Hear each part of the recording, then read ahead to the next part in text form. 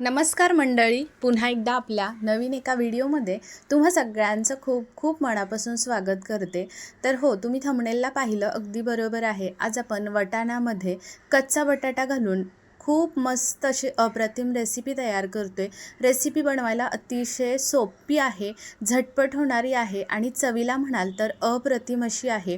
एकदा का तुम्ही या पद्धतीने ही रेसिपी करून पाहिली तर घरातले सर्वजण हट्टाने मागून खातील एवढी जबरदस्त होते आणि नेहमीच बनवून खाल इतक्या झटपट होणारे आहे। त्यामुळे रेसिपी संपूर्ण पहा, व्हिडिओ कुठेही स्किप करू नका।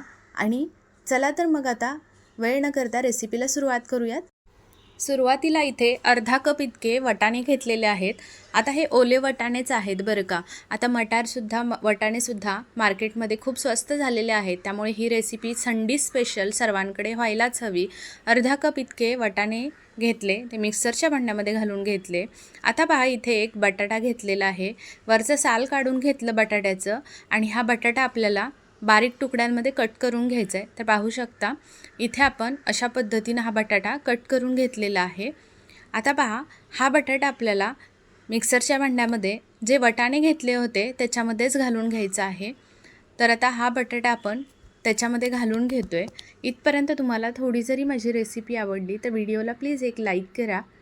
तर पाहू शकता इथे वटाणे घेतलेत, आता त्याच्यामध्ये हा बटाटा आपण घालतोय।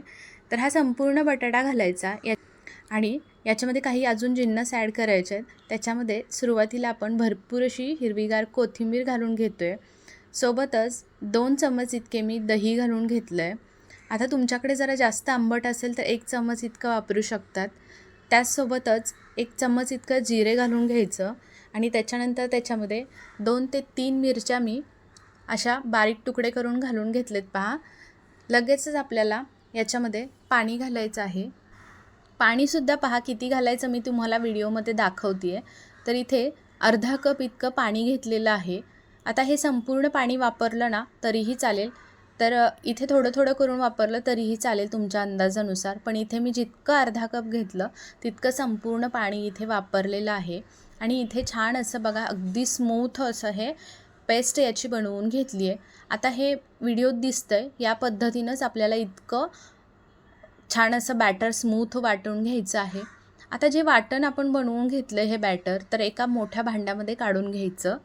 हे संपूर्ण मिक्सरच्या भांड्यामधील सुद्धा पहा, मी याच पद्धतीनं सर्व चमच्याच्या मदतीने काढून घेते आहे। तर हे काढून घेतलं की आपल्याला याच भांड्यामध्ये पुढची प्रोसेस करून घ्यायची आहे। पहा, तर आता हे सर्व आपण बाजूला ठेवून घेऊया आणि याच भांड्यामध्ये मी पिठं घालून घेते। त्याच्यामध्ये आपल्याला इथे पहा ज्वारीचं पीठ घ्यायचं आहे। तर 1 कप इतकं मी छान असं चाळून ज्वारीचं पीठ घेतलेलं आहे, सोबतच पाव कप इतका रवा घेतलेला आहे। तर आता तुम्हाला जर इथे बाजरीचं पीठ वगैरे वापरायचं असेल ना तरीही तुम्ही वापरू शकतात, किंवा तांदळाचं थोडं आणि ज्वारीचं थोडं असं वापरलं तरीही चालेल। तर इथे पहा, रवा घातल्यानंतर बारीक मोठा कोणताही चालेल पाव कप घालून घेतला। 2 चम्मच इतकं खायचं तेल घालून घेतलं आणि लगेचच याच्यामध्ये पाणी घालून घेतलेलं आहे। आता थोडं थोडं पाणी घालायचं आहे। पहा, बॅटर याचंसुद्धा अगदी हलकं फ्लोईंग कन्सिस्टन्सीचं आपल्याला बॅटर याचंसुद्धा तयार करून घ्यायचं आहे। तर मी इथे सुरुवातीला अर्धा कप पाणी घातलं आणि नंतर अजून अर्धा कप इतकं पाणी घातलेलं आहे आणि इथे परत एक वेळा छान असं फिरवून घेते आहे। पहा, तर इथे व्हिडिओमध्ये आता मी दाखवते तुम्हाला या पद्धतीनं हे सर्व बॅटर मी तयार करून घेतले। पहा, याची कन्सिस्टन्सी या पद्धतीनंच आपल्याला तयार करून घ्यायची आहे, जेणेकरून रवासुद्धा अगदी व्यवस्थित एकजीव होतो आणि पाणी घालून छान असं फिरवून एक वेळा घेतलं की बॅटरसुद्धा एकजीव होतं व्यवस्थित असं। तर पाहू शकता हे सर्व दोन्ही आपल्याला एकत्र करून घ्यायचं आहे। जे सुरुवातीचं वाटण होतं बनवलेलं त्याच्यामध्ये हे पिठाचं वाटण घालून घ्यायचं आणि एकसारखं असं हलवून घ्यायचं, जेणेकरून याच्यामध्ये मस्त अशी हवा भरली जाईल आणि अगदी हलकं होऊन जाईल बॅटर। जितकं हलकं होईल तितका बनणारा पदार्थसुद्धा आपला छान असा जाळीदार आणि मऊसूत बनणार आहे। तर पहा, मस्त असं व्यवस्थित असं फेटून घेतलेलं आहे आणि आता आपल्याला याच्यामध्ये पहा कांदा घालून घ्यायचा आहे। तर आता इथे तुम्ही अजूनही भाज्या ॲड करू शकतात, तर माझ्याकडे जितकं होतं तितकंच मी कांदाच फक्त ॲड केलेला आहे।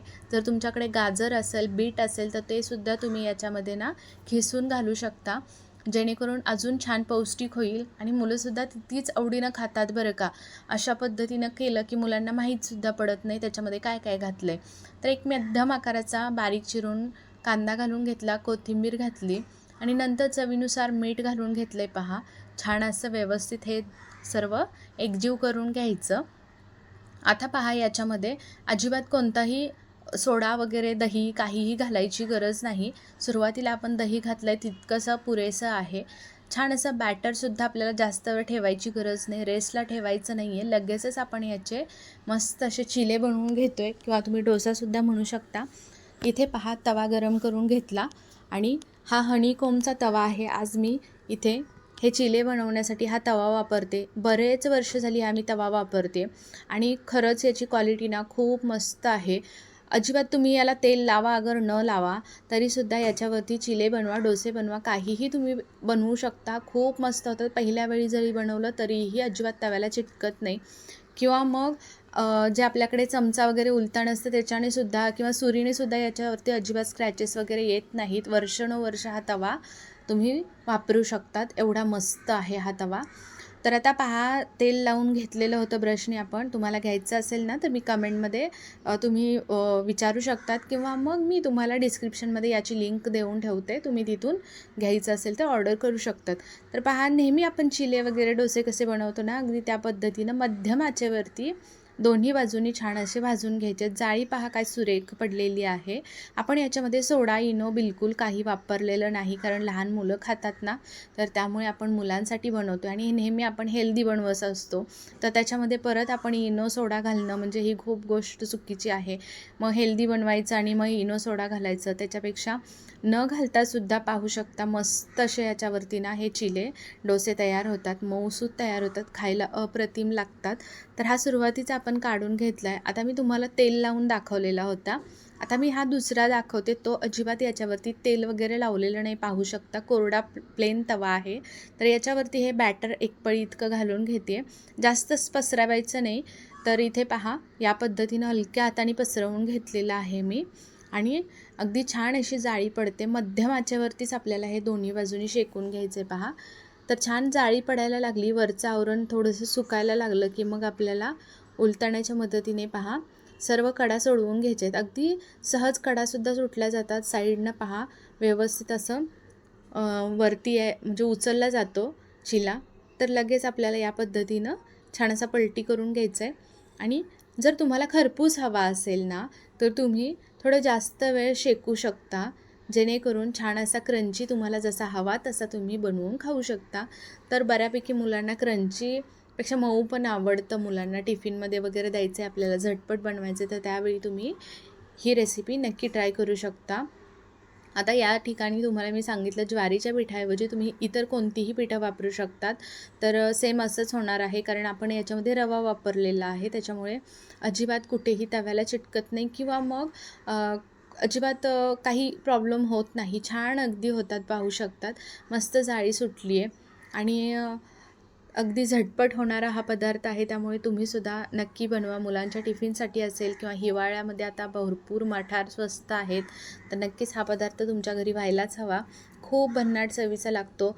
तो तुम्हालासुद्धा विश्वास बसला नसेल की कच्चा बटाटा वापरून एवढा मस्त असा पदार्थ होतो. आणि बटाटा वापरला आहे त्यामुळे अजूनच मुलांना बटाट्याचे पदार्थसुद्धा खूप जास्त आवडतात. माझ्या यशलासुद्धा कोणताही पदार्थ तुम्ही बटाट्याचा बनवा त्याला खूप आवडतो. तर अशा पद्धतीने पहा, मऊसूत हे सर्व चिले बनवून घेतलेले आहेत. तुम्हाला आजची माझी रेसिपी कशी वाटली ते मला जरूर कमेंटमध्ये कळवा. माझी ही रेसिपी तुम्ही कुठून पाहता, कोणत्या गावातून पाहता, कोणत्या शहरातून, राज्यातून, सर्व मला कमेंट करून सांगत चला, जेणेकरून मी तुमचे आभार मानू शकेल.